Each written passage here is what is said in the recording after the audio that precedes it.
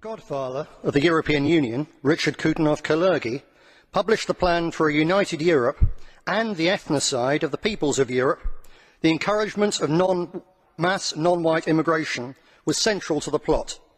Since then, an unholy alliance of leftists, capitalists and Zionist supremacists has schemed to promote immigration and miscegenation with the deliberate aim of breeding us out of existence in our own homelands. Is more than one small country. It is a big idea, a new world order. Now we can see a new world coming into view.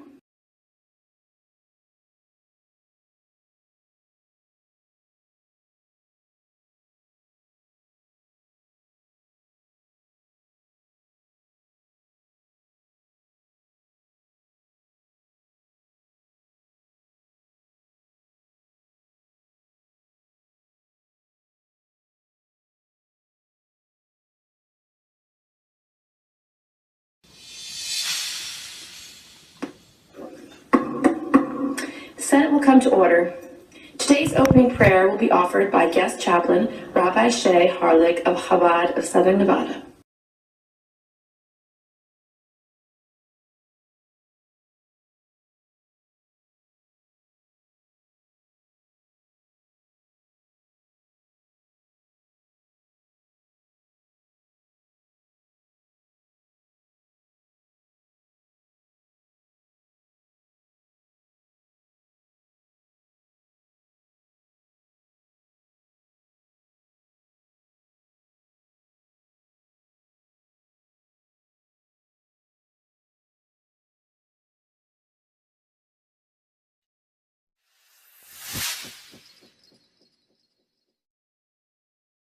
And it is necessary, I believe, for the Jewish people to show the way for such non-Jews, to give them a framework for living their lives and achieving a sense of purpose and meaning and fulfillment. It does say, Rambam does write, that non-Jews are not allowed to invent their own religious system. This is explained by the Ramban in the Chidushim to Masechet. The Ramban in the Chidushim to Masechet Makot Daf Teth, and as it is explained by other Rishonim. The assumption is, when it comes to a non-Jew whom we do not know, someone we haven't met or we don't know much about him, the assumption is that he does not live according to the Sheva Mitzvot B'nai Noach. He doesn't keep the 7 Noahide laws. And therefore, essentially, this person is Hayav Mithah. He's guilty of a capital offense. According to the Sheva Mitzvot B'nai Noach, makes that person liable for the punishment of Mithah, of being put to death. The Muslims believe in Allah, but Rabbi Potasnik would not compare anything. Would you care to mention anything? Yeah, when I did before, I'll do now also. Allah is taken from them from Elokah. Elokah, which is, we use that word all the time. We have the same God as the Arabs. We believe in the same God, one God.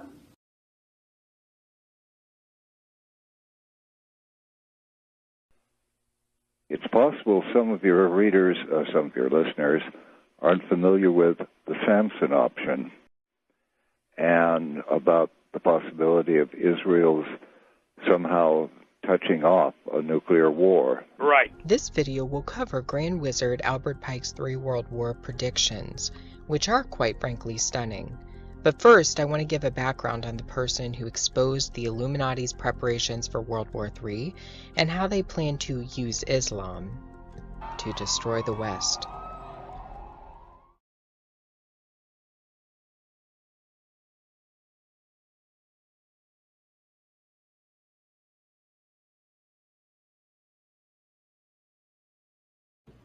One would assume that the President of the United States holds sort of the highest rank because he's got the biggest military or whatever. But that's not quite so. There's ranks higher than him that he must obey, so to speak. And if he doesn't obey those ranks, well, then he could destroy the whole system. But I'm going to try and explain will show you, give you a schematic or a diagram of just where these ranks, or how this rank works. This type of system, the lower ranking officers are subordinate to the higher ranking officers. So we'll just see this. Now, even in the Bible, it says never put God to the test, because of the type of system that we're dealing with. It's a trust law system. The next thing is man. God, man. Now, you know, in Adam and Eve and in Genesis, God created man and breathed the life into man after he made him from the earth. And this is basically stating that man has a birthright to the subject matter. He's a part of this world, because this God created the world and also created man in it. That is our true God. But I'm going to sort of show you how we've lost, we're losing this God, so you've got to be careful. The next thing that happened was in the Garden of Eden, God granted dominion, which is the highest of authority, to man. And what man did, what happened in this, by granting the absolute authority, the legal title to man, that granted the equitable title with God. So man was holding the legal title to God.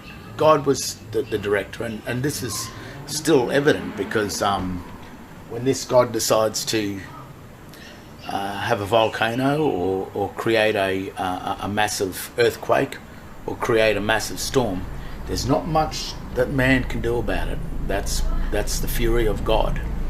This God, no matter what you do, hate him or love him, whatever happens, you can't question that, and you can't do much about it either, because his fury is of the greatest. And sometimes those storms and that remind us of the respect that we have, or that we should be having, for this God up here. What happened is God granted the legal title to man, so that means man looks after this planet. He's duty bound to look after it. But what he has done, or what's been offered to man, is this thing here, which is called the Vatican, which means Vat I can, which means holder I can. And that's the third rank down now. This is the beast of burden, and he's offered this up to man, and what he's said is, you give me the legal title and I will give you the equitable title, and I will then serve all the debts, settle all the debts of the meridian of the Garden of Eden, which is the earth. So then he controls the he's the debtor, becomes the debtor of man. But man created this. God didn't create it, man did. So the God of the Vatican is man. That's Adam.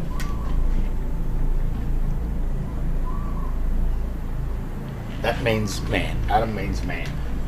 Now, why would someone want to pay the debts of man? And that's because this people here, it knows how to confer the debts of man back onto man.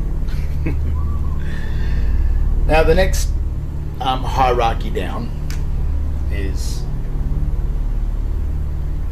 the debtor. So the Vatican creates a debtor for the Vatican.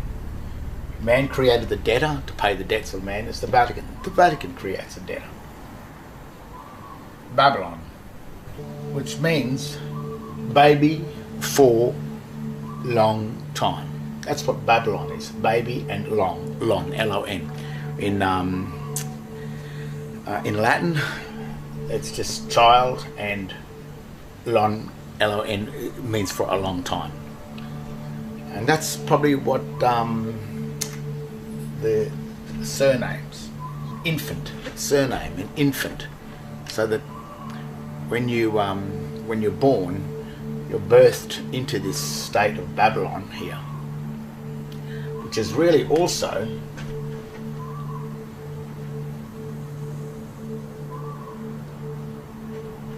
which is really or the Roman Empire, or it's the debtor of Rome.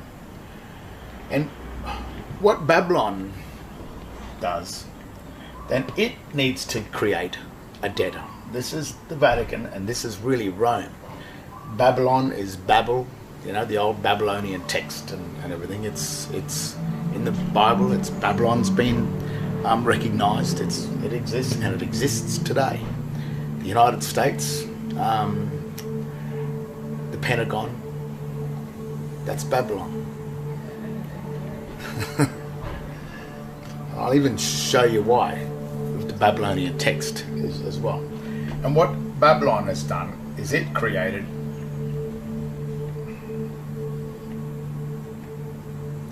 a creditor and a debtor.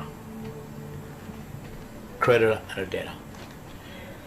And this is what they talk about in the Garden of Eden, the tree of life and the tree of knowledge. Creditor, debtor. And these two things were accounts. So Babylon had to create a remedy inside this, and to get man to pay his own debts is to turn man into either the debtor of Babylon, so that Babylon could be the debtor of the Vatican, so then the Vatican could be the debtor of man, so that man is the debtor of God.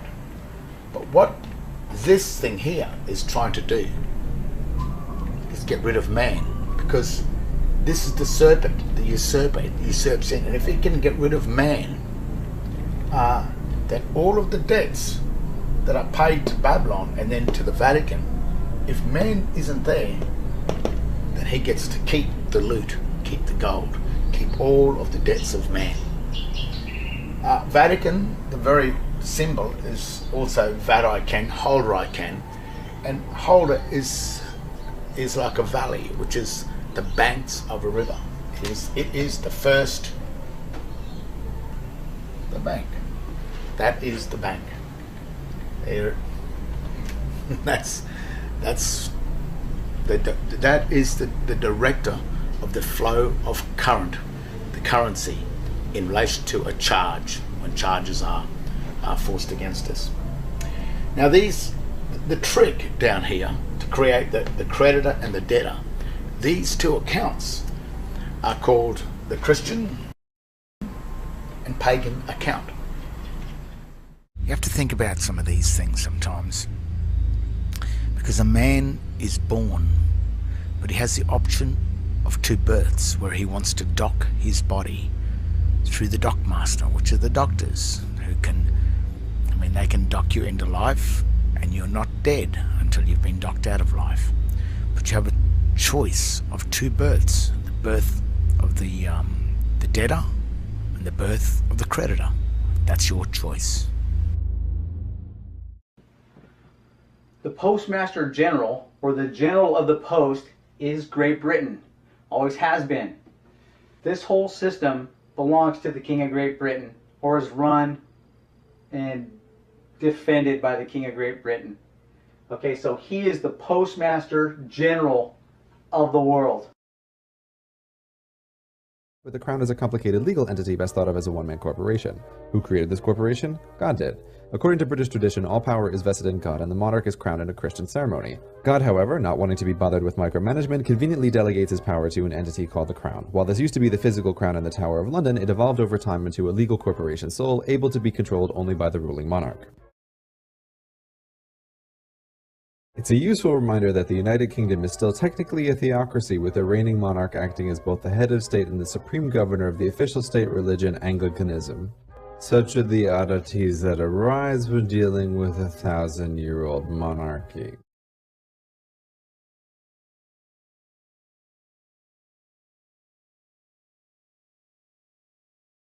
Christ and his armies on white horses make war. Chapter 46. The head of days and the Son of Man. And there I saw one who had a head of days, and his head was white like wool.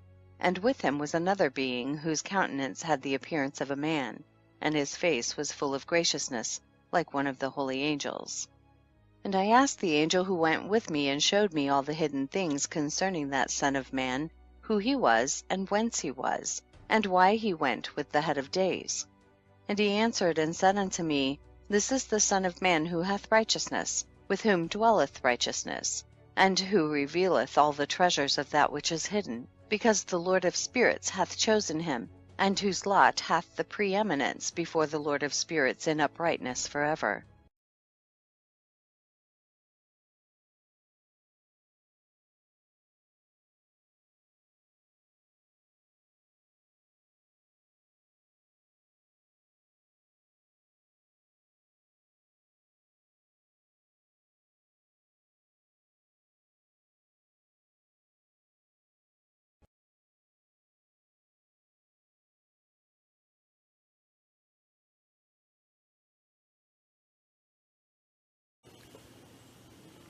Many of you are aware of what the military of the world are doing beneath the ground.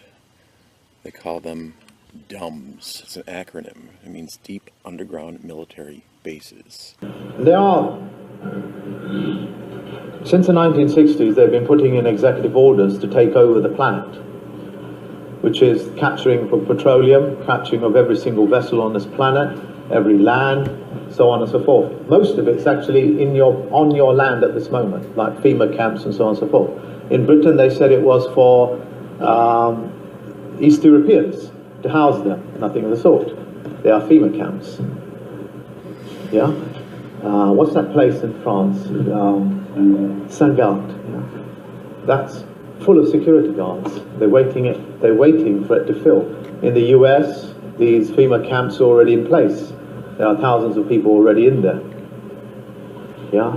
These camps are for us. They're for you. And so on and so forth. So, the executive orders state that they're going to take over under an act of war. By the way, this country now has military on the land for the first time. They demonstrated that in the Olympics. The British military. There is only one military, it's all, yeah. And there are deep underground military cities that they go down there and they dwell in, and there are tunnels that are connecting these cities. You, my friend. You, what does that mean, waking up to me? Waking up to you. The things that you are. The things that I am.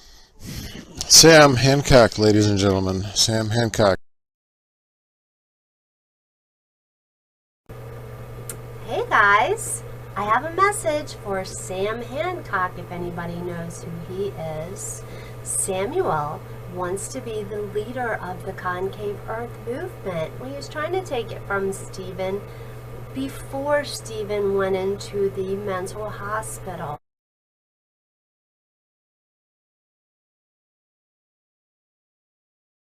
And this Son of Man whom thou hast seen shall raise up the kings and the mighty from their seats, and the strong from their thrones, and shall loosen the reins of the strong, and break the teeth of the sinners. General Samuel Owen here.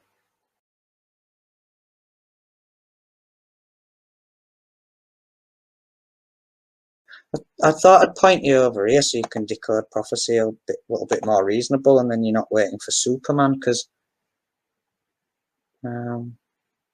yeah, they've even done that one too. It's like they have got everyone expecting it's going to be like Superman, only with horses. Super horses, flying super horses. That's so funny. And then yeah, it got me thinking. It like the NASA logo, the red and the blue. It just came into my head. Zenith Atlas, little NASA logo, like Zenith Atlas, like he's the Superman, and it's a Z instead of an S, which that's going on with the Stephen Zion thing on this Mark of the Beast thing. And then I'm General Zog. I'm the bad guy, because it's all flipped around, you see. Do you understand what I'm saying? The trolls are selling you, Joshua James Bolliero, like he's a hero, and they're demonizing me. And I'm actually wearing my black robe that I'm wearing now. In the clip that he's playing using, and he puts the scary music in the background and he says he agrees with what I'm saying. When I say he, I mean the trolls through him. The clock tower through Agent Octahedron at the Zenith Atlas channel. The NASA-ized director. All being super played.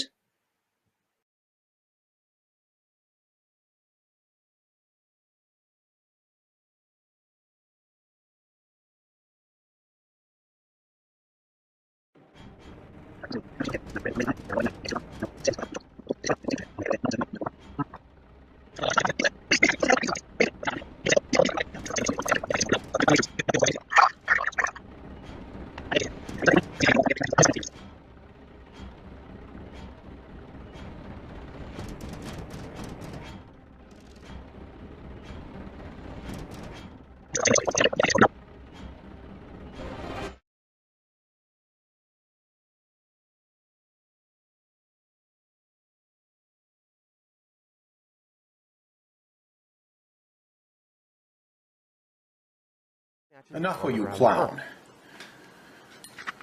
Later, guys. And he shall put down the kings from their thrones and kingdoms, because they do not extol and praise him.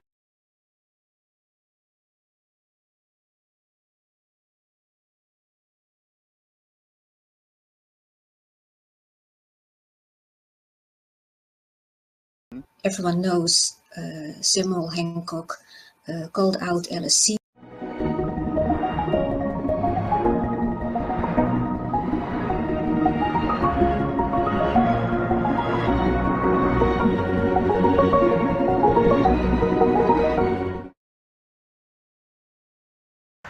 Good job, Angelique.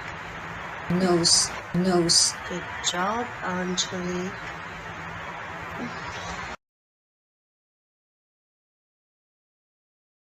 But what is so ridiculous about Sam Hancock is that I have repeatedly expressed to him the fact that Stephen worked alone.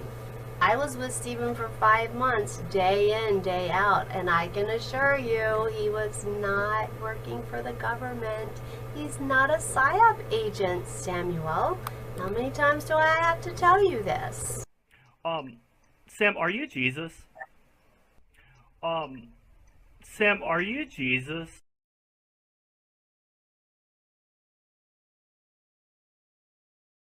He's going to reveal it. His finished masterpiece. And he shall put down the kings from their thrones and kingdoms, because they do not extol and praise him, nor humbly acknowledge whence the kingdom was bestowed upon them. The Son of Man, the phrase is interesting. It simply means son of a human being. Carla's son, John's son, David's son, son of a human being. So it's talking about a human person on the one level.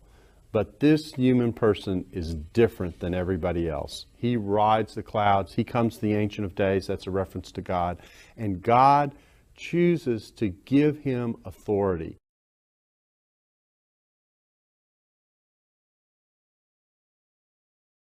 Sam, a leader worthy of our secret. The matrix of leadership is not found. He's going to reveal it. It is earned. His finished masterpiece.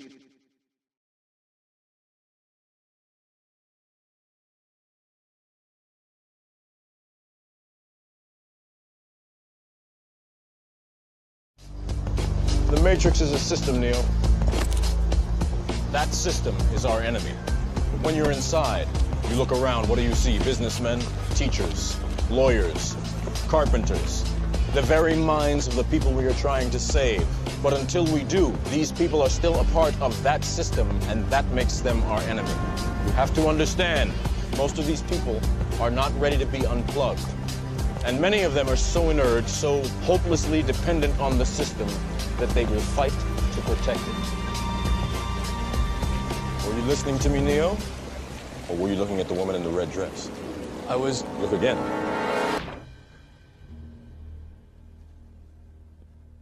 This This isn't the Matrix. No. It's another training program designed to teach you one thing. If you are not one of us, you are one of them. What are they? Sentient programs. They can move in and out of any software still hardwired to their system. That means that anyone we haven't unplugged is potentially an agent. Inside the Matrix, they are everyone, and they are no one. We have survived by hiding from them, by running from them. But they are the gatekeepers. They are guarding all the doors, they are holding all the keys, which means that sooner or later, someone is going to have to fight them. Someone. Someone is going to have to fight them. Someone. Someone.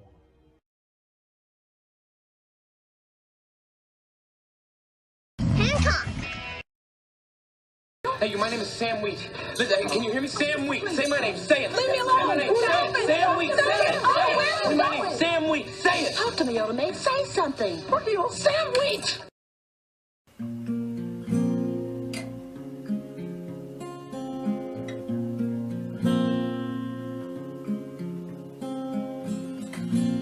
Holy Ghost, when you draw near me, I tremble.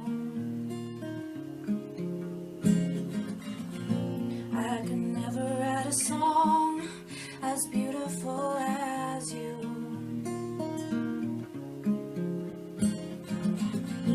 Holy Ghost, you give me glimpses of the Father. I'm too small to keep all of this within. The Son of Man is coming. His promises on the wind. The Son of Man is coming. It whispers across my skin. Father, forgive us, for we know not what we do.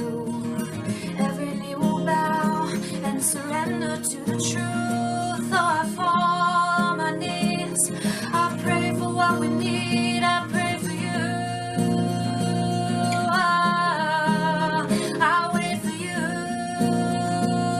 quietly. Oh my. The word perish, the word apolumi, this word is so very important because it describes what happens to an individual who rejects the truth.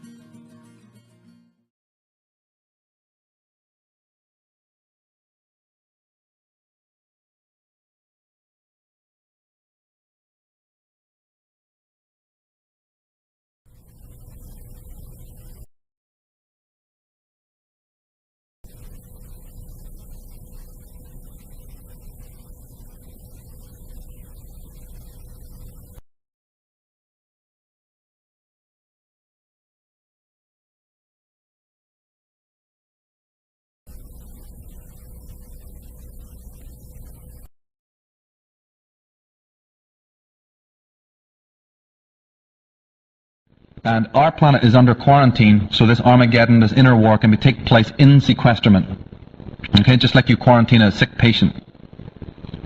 And this ethereal barrier around it is called the Stargate, or the real Stargate. See, the other side give you updates on how well they're doing to get out of it. It's called the movies. And this barrier is well known to the ancient alchemists and so on. And the symbol that has been used is again the serpent. That etheric barrier was known in Chinese astrology as the dragon's head and the dragon's tail. Anyone who knows about astrology knows the moon's nodes, the nodes of the moon. This has to do with the barrier, and you've always seen the protecting circle of the dragon used in mythology and folktale, right? And many people have dreams I've talked to have connections between the symbol of the moon and the symbol of the dragon, and they don't know why, you know? And then they read my material and go, my God, you just explained it, why I have those dreams. And the Native American Indians, the Zuni and the Hopi, call that barrier the Great Web in the Sky. Anybody ever familiar with that term that the Native American Indians use about a great web in the sky? Because they've been moving us forward to get up to the point where they can rebuild the technology. And if you look at history properly from that just one agenda, ladies and gentlemen, you will find out that almost everything that has been happening from 11,000 years has been doing that. You don't need Gene Roddenberry or some mystic to tell you. Why is it everybody, even the countercultural pundits and thinkers and activists, have been wondering, why is it that our technological scientific ability is so much far in advance of our psychological, emotional, and spiritual development? Because it's been pushed that way. That's why. Because some people are hell-bent on making it that way, who control the empires through the hierarchical system. But you can put up many questions, but what's the answer? How did this all come about? Why is the eye at the top of the pyramid a reptilian eye? If you actually get a blow-up of the eye at the top of the pyramid of the dollar bill, it's not a human eye. Why are there 13 levels? You know, there's many, many things that a lot of people have not got into with this. Now, as I said, we don't have the time. Oh, yeah, and wait, and the Renaissance, which interestingly means rebirth, is a period where they were all patting themselves on the back. Yeah, lovely artwork and everything. Wonderful, right? But the Renaissance, what the occult agenda behind the Renaissance and the black nobility families of Italy, was that this was the first time that they really were getting it together with the technology. It wasn't anything like what they needed, but it was like a first beginning. They were getting to the point where they realized it was recognizable, you know? And we call it the Renaissance, or they call it the Renaissance, the rebirth. Where finally some of the science and the scientists started to come together. That was looking like it was the beginning, rudimentary beginnings of what they originally had before the technology was lost. Now, we, as I said, don't have time to go through all 11,000 years of what they've been doing. I have to leave that to your own research. But I can draw one picture for you about a specific time that happened in England in the 14th, 15th, 16th, 17th century, but specifically the 17th century, at the time of the Tudor dynasty. A big agenda, an important thing we need to know about concerning this matter took place. And it has to do with this character on the right, who's known as Sir John Dee, and he worked for the British government. And interestingly enough, he was also ambassador to the court of King James, and he would go as an ambassador to Queen Elizabeth I. He would go to different countries. And when he wrote back to her, at the bottom of any intelligence documents he gave, he wrote his signature 007. Because John Dee is the head of MI5. British Secret Service comes from the Tudor dynasty of the 15th century. Ian Fleming, who wrote James Bond, was a member of the Secret Service, and when he retired he thought, I want to write some books, why don't I write about my own organization? So he did. Notice MI5's logo, look at the pyramid and the eye at the top. See that? Well, John Dee was a great occultist, sacred geometrist, and court astrologer to Queen Elizabeth, and black magician, and he worked for this woman, who is called Elizabeth Tudor, the daughter of Henry VIII. The original, she who must be obeyed. But her name in history is interesting, I would say, right? She was known as the Virgin Queen, and it's not because she couldn't get a man. This is about something else. They've, told us lies in history, but Virgin Queen, remember how the offspring of one of the sides would procreate? Think about it. And John Dee was a Rosicrucian, which is a secret society of Freemasons operating in the world. And that is why in all government buildings, as Jordan Maxwell and people have pointed out, you have the Rose Garden and the symbol of the rose. In every capital city of the world, you have the Rose Garden, and the Bohemian Society and all these groups use the symbol of the rose, the Tudor rose. So John Dee was the man around the time when they actually discovered that there's a barrier up there, because by that time they had telescopes and they maybe had some primitive flying ships. I mean, we've heard about the flying ships for thousands of years, right, and the stuff I've told you about already. But they may have made some primitive crafts and tried to leave the planet and couldn't do it. So it was around about that time, the 13th, 14th, 15th century, that these technocrats realized, hey, we got a serious problem here. We've just spent almost 11,000 years trying to build up the hardware to get out of this planet, and now, no matter what we build, we can't get out because there's a blinking Stargate up there. So they were in turmoil, and that is one of the reasons why those periods of history are so important, not for the reasons they've been telling you in history school. They really were in a dilemma.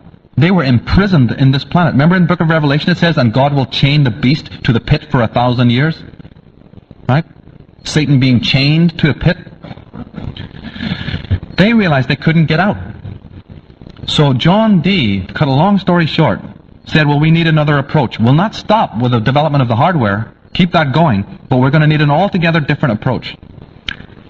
And he contacted his patrons, the Queen of England and her coterie, these original Illuminati types, and he said, what we need to do is go to a completely higher form of intelligence. Not extraterrestrial, but pan-dimensional. They may be able to help us with this. This is not the first time that such a portal has been opened on our earth, and it wasn't the last. John Dee contacted some beings that C.S. Lewis refers to as the macrobes. He says that under our level of perception, we have the microbes. A couple of hundred years ago, if you had talked to anybody about microbes, microbial life, bacteria, they'd have laughed at you. They'd have thought you were insane and probably locked you up if you described that. Then we invented the telescope, and now it's common knowledge, right? A whole universe of life forms, right? Beneath our perception of vision. Well, C.S. Lewis says there is another level above us, on the next level up almost, which is the same. You can't have a physical instrument so much to deal with it. The instrument of noticing that and knowing that is the human intuition. Or shall we say the human imagination. But John Dee, being an occultist and a magician of very great power, opened a portal in England in the 14th century. The 15th century was opened in England. And he contacted beings of a higher grade of intelligence. This thing is a whole study in itself to do with occultism and what have you. And he contacted these macrobes. And these macrobes actually don't like being pestered by inferior types like him. And we can't say they're good or they're bad, you know, that those terms ain't going to work with this. But the long story short, as his mind is nearly frazzling with their interaction, they actually did tell him, oh yeah, what's your problem? And they said, oh yeah, we have no problem with that. We can help you with that. We can, you know, fix that. And he goes, well then let's do it. But the only trouble was that in order to do it, the information that they had to pour through his consciousness, he very quickly realized would take literally thousands of years to manifest in physical time. When the information started transmitting through his work, and his work was called Enochian magic, for those who happen to be into that, you know when you see all those lovely pictures and quaint images of magicians in circles and all these symbols around and the five-pointed pentagram and all that stuff, have you ever noticed how many of those symbols are actually planetary symbols for the start? I mean, we're talking occultism, yet they're mostly symbols of the planets. Because that also is some subject that's been put before us totally erroneously. I go into that in the book, but what that really is all about and why planetary symbols are used so often. So when he started translating into his Enochian, those quaint things you see in museums, all that information that was pouring down, it was too big for his consciousness and Edward Kelly and some other people that he worked with. So he had to get all his counterparts in Europe to get on the ball with this. So all these Illuminati families and black nobility intelligence people, you know, they were all working simultaneously at the same time. But then obviously history would notice this, wouldn't it? That all of these families start getting into what looks like the occult. So they sold that back to us as a period in history when suddenly there was a renaissance of esoteric knowledge in the world and everybody was into it. As if it's sort of something like a vogue thing, you know? And I'm not saying things like that don't happen. But all over the planet, all these rich families and rich people start getting into the occult. They've got to put it before us in this quaint way, just like they put swashbuckling movies of Errol Flynn in front of you, you know, to tell you something. The real story behind that is that these scholars were all working independently on this vast amount of knowledge. It was just pouring in day and night through the consciousness of the psychics of the world who worked for these royal families. Cornelius Agrippa and all of these other people were doing it, writing it down. And then later on it was discovered that it's so much information, what they're telling us, and it's also very hard to practicalize, and also they don't even know what it is, because it was a very advanced science, way beyond what this guy could translate. So they had to hand all of these dossiers out. And then later it was realized that having each of these intellectual geniuses working in their own little garrets up in the Bavarian hills is not good enough. We're going to have to, this knowledge is getting so much now, you have to bring it together into places where the scholars can come. We call those places universities, universe cities, cities of the universe, or colleges, where you collage information. You see, it wasn't good enough to have everybody doing their own research. The knowledge was getting so immense, they brought it into central places. It's not for you, me, and Grandma to go and get educated and get a degree. They don't care about us. They never did. Now you can do it. They've offered us the privilege, thank God. But my father and your forefathers didn't even know that. Just 50 years ago, didn't even have the privilege of education. So, you know, think about that. We have the privilege. We get a little bit, you know, arrogant about it. Yeah. Very short time ago in your own families, that was not what was happening. Your fathers were sweating on the fields, wondering what life is all about and why they are going through the lives that they have been going through. We owe it to them. If you're not a humanitarian, that's perfectly all right. If you don't care about humanity, that doesn't bother me. But you have your own family line then, your own tradition, your own private lineage of your forefathers, your mothers and your fathers, your grandfathers who slaved on this planet under these people. You owe it to them to find out the answers and do something. You should be doing it for humanity. But even if that one doesn't, trigger you, I'm assuming it does, everyone who's in this particular venue. But even if it wouldn't, I tell people all the time, if it doesn't hit you on that level, I could get plenty of other reasons why you should do this and fight this fight. The thing is that this knowledge was pouring in thick and fast, so they eventually created the universities. And if you don't believe this, just study the architecture of the universities of the world. Go there and look at the symbols they use in those places, and how they're divided and sequestered, and the robes and the clothes that the scholars wear and everything, and you'll find it's occult. Part of the information that was transmitted to these people from the macrobes was that in order to even begin to build what you need, you're going to have to basically use the entire planet's mineral resources to get the very physical wealth, to pay the people, to do whatever. It's like running a business, right? Anybody here is a business owner, they know what I'm talking about. Well, this is a business that incorporated building super technologies. So is it not from the 14th and 15th century that we have the rise of the British Empire? This tiny little country that stretches its tentacles out to the rest of the world? Isn't it from that time that we have the universities of the world rising? Isn't it from that time we have the stock exchange rising? Isn't it that time we have the Industrial Revolution's beginnings? The agricultural revolution, right? Think of just how many things that we now take for granted that came out of that particular time. Wasn't that the time of the new science of Francis Bacon and Newton and Copernicus and Kepler? All looks very divided, doesn't it? Well, because it's divided, because we're learning it from the universities who have been put together by them in the first place, who know how to disseminate the knowledge so that you won't see the overall pattern. But the few at the top of the pyramid know what is really going on. These things don't just arise by themselves. Just study those periods themselves, please. If you go even on a trip to England, on a holiday, and you go through those lovely estates, those beautiful estates of the landed gentry, just ask, when is the architecture? Ask the guides, when do these get built? 90% of the stately homes in England were all built around the 16th century. Something happened in that time of England that we now inherit, which we have as modern times. Before that, the kings were shivering in their castles. They didn't even have glass for the windows. And yet suddenly something happens. So the British Empire arose, and they sent out the pirates. They sent out their emissaries from the Hudson Bay Company and the East India Company to the four corners of the world to enslave the world, to get the mineral resources, to get the slavery, to get the gold, you see, to bring it back for one agenda orchestrated by just a very few people of the Tudor dynasty. America's destiny is very much involved in this. Through the Hudson Bay Company and the Russell Trust, this country was also taken over by the pirates. Pirates, the word pirates is from pyrate, fire. The fire ones, the Illuminati, the ones who have the fire. Right? We've been watching too much Errol Flynn, and they put before us all this romantic stuff. Find out who these characters were and what they were up to. Just study the pirates alone. Just study the main pirates and their biographies, those characters. It's a fascinating story will unfold that you won't be able to explain unless you have these answers. Some of these pirate leaders had tremendous magical powers. They were also extremely brutal and ruthless. Now, the macrobes, they don't do nothing for free. First of all, they told John Dee and his cohorts that to get the key to the Stargate, you need to do two things.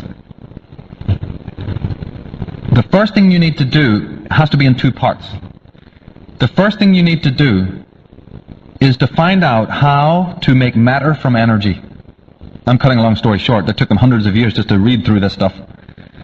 But they said, you're too stupid to even know how to do that. So we have to teach you the opposite first, which is how to release energy from matter. That's not what you're going to do, but that's how you have to learn. And to do that, it's going to take you 500 years. Remember when Oppenheimer split the bomb? Split the atom? That was when they patted themselves on the back, because phase one was accomplished. The pupils had learned now how to release energy from matter that day. Remember, even people said, my God, they could have destroyed this whole arm of the universe. Well, they don't care, because they have to prove to their masters now, right, that they've learned phase one. That's actually not what they have to learn. They have to learn the opposite. That they had to learn phase one of how to release energy from matter. That was done. Now they're doing the opposite. Now, slowly, they're beginning to learn how to create matter from energy, which is what the macros told them is one of the keys to get out of the Stargate. MIT, SRI, NEC Corporation, and also Sun Corporation are just fronts for that. That's all they are. They're just fronts for that particular agenda. The second key involved, the macrobes told them, involves the element known as silicon. You're talking to John Dee in the 14th century, you don't know what anything is this about. What? So they're telling him this stuff, and they said the second key has to do with silicon. What you're calling, and we're calling the silicon revolution, is the end game that is now being played out. Did you know that you have cannabis receptors in your body, in your cells, in your DNA? Classifying cannabis as a dangerous substance was one of the most blatant and bold frauds ever perpetrated on society. One more thing your government never wanted you to know. Not only is cannabis friendly to your metabolism, THC, the most biologically potent component of cannabis, is actually manufactured by your own body. And your cannabinoid receptors are stimulated by a lot of other foods as well. So if cannabis plants are bad for you, so are things like carrots, broccoli, citrus fruit, mustard, and chocolate.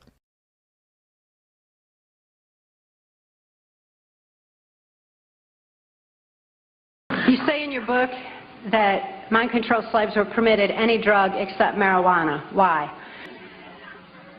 The effects of marijuana on the brain are not conducive to mind control because it is not conducive to mind control. They want it off the streets more than they want their drugs like cocaine off the street. Marijuana is especially targeted because it actually opens neuron pathways in the brain. It expands thought.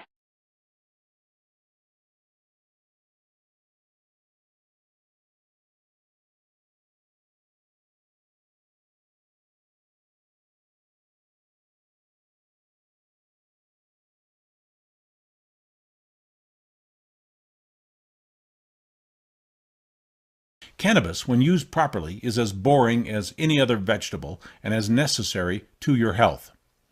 Cannabis is packed with essential nutrients and healing properties. Your body's cannabis receptors are looking for the fresh, raw, unprocessed plant.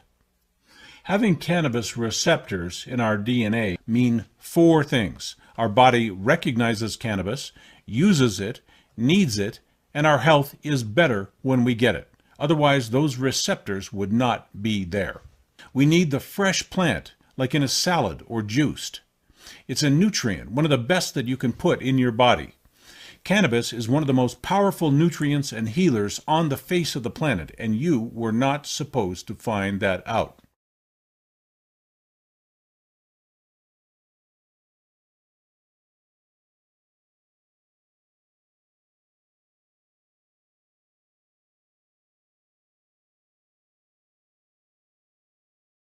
Well, one of the things they told me was that we was at the house one night, and he would talk, and he started laughing. He said, "Aaron, what do you think women's liberation was about?"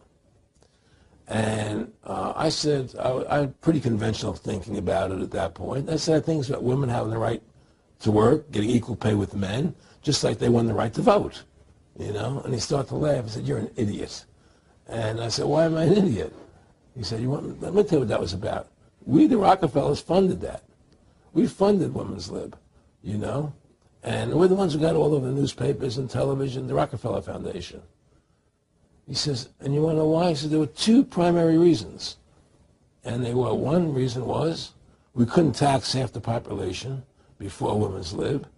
And the second reason was now we get the kids in school at an early age. We can indoctrinate the kids how to think. It breaks up the family.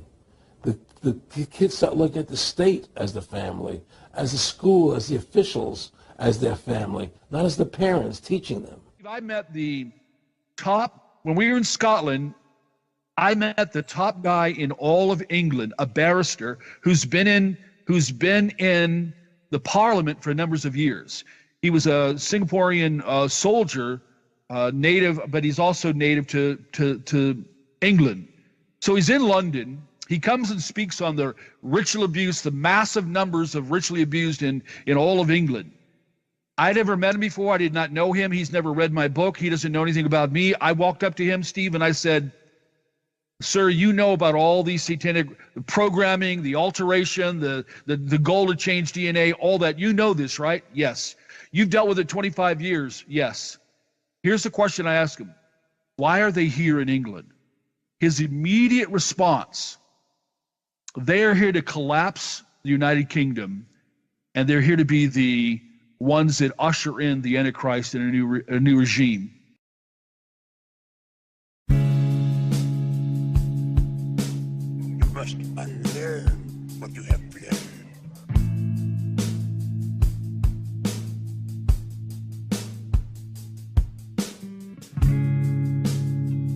You deserve better from me. I can be better. I will be better. Heil. Just say like. I'm in the shadows. See all you do. I'm in the darkness with you. I'm with the child you rape and use.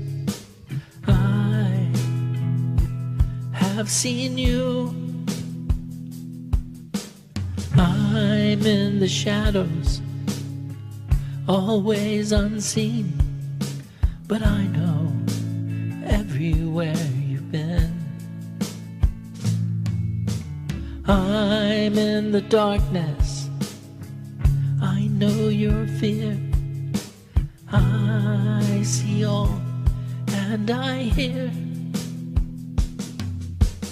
You can't escape me, you can't go free until you loathe your sin. You can't escape me, you can't get free until you believe in me. I'm in the shadows, see all you do. I'm in the darkness with you.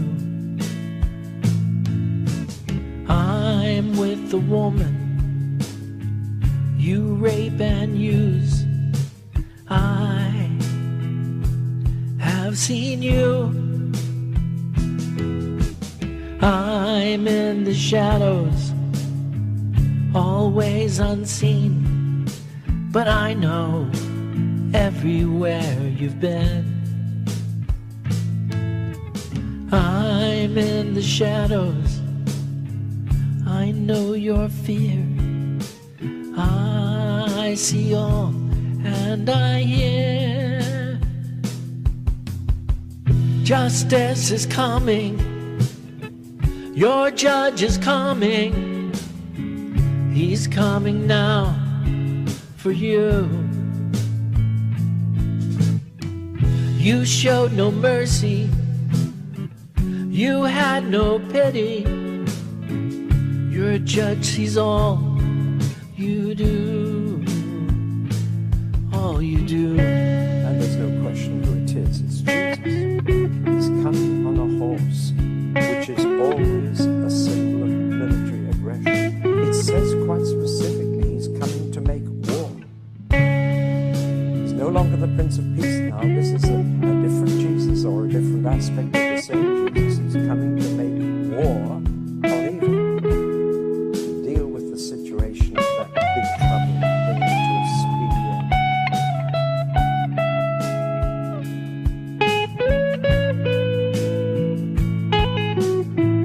Now notice also, read that and it comes, and in righteousness he judges and wages war.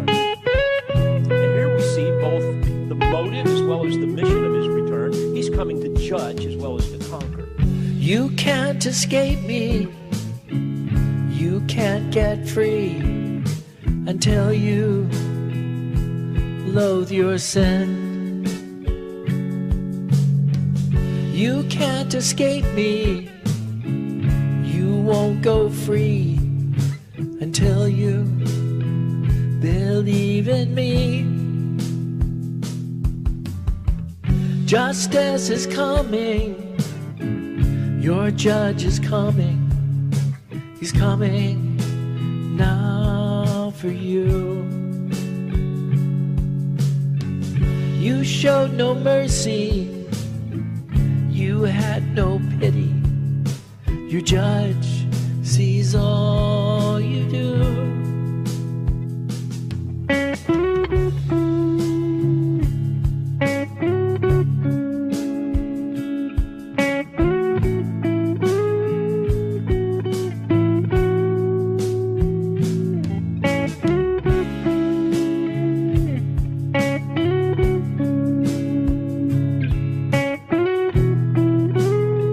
Real big hidden truth is that they hide God in the center.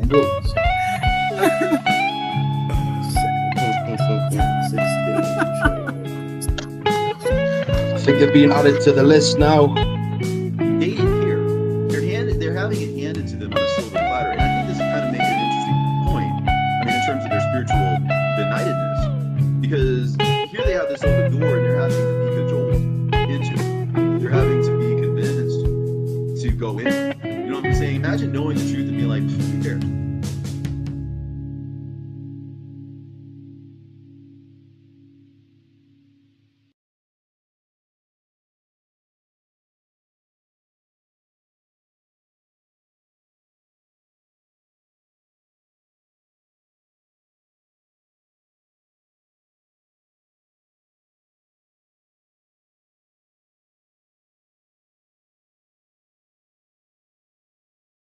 I thought of concave Earth kind of like flat Earth was a step stool to concave Earth.